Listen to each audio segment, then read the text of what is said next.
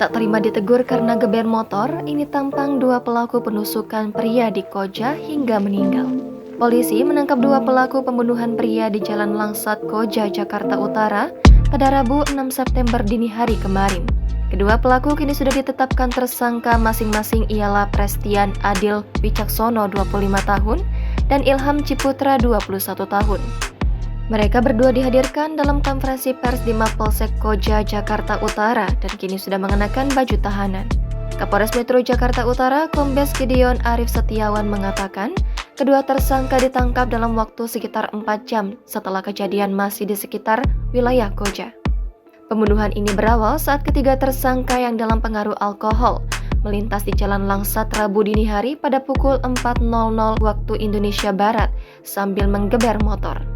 Ya, kelihatan aja teman ada motif dendam, Pak. Motif Bang Jago ini, sok-sokan ini jagoan-jagoan kampung yang salah lirik aja, ya sampai meluapkan emosinya seperti itu.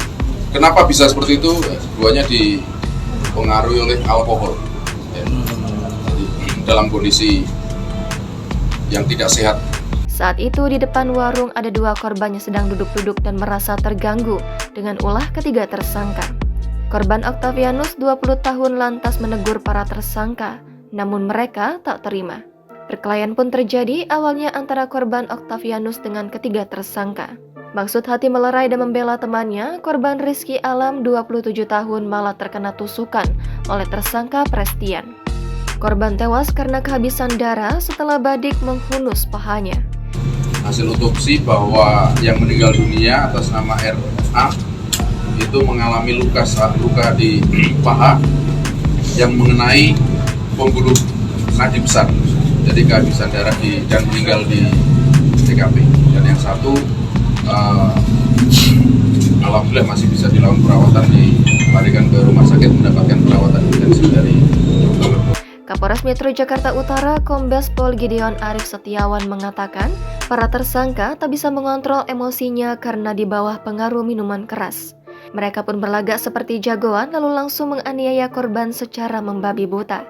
Prestian juga ternyata merupakan residivis kasus serupa dan pernah ditahan 8 tahun karena pernah menewaskan orang di wilayah Koja juga.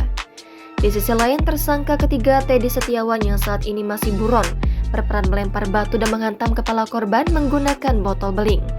Para tersangka yang berhasil ditangkap 4 jam setelah kejadian atau pada pukul 8.00 Rabu pagi. Mereka dibekuk dari rumahnya yang masih berada di wilayah Koja, Jakarta Utara oleh tim gabungan unit Reskrim Polsek Koja di bawah pimpinan AKP Asman Hadi dan Satreskrim Polres Metro Jakarta Utara di bawah komando AKBP Iverson Manoso. Atas kasus ini, para tersangka dijerat pasal 338 KUHP tentang pembunuhan, junto pasal 170 KUHP dan 351 KUHP tentang penganiayaan berat. Mereka terancam 15 tahun penjara. Jangan lupa subscribe, share, komen, dan like ya!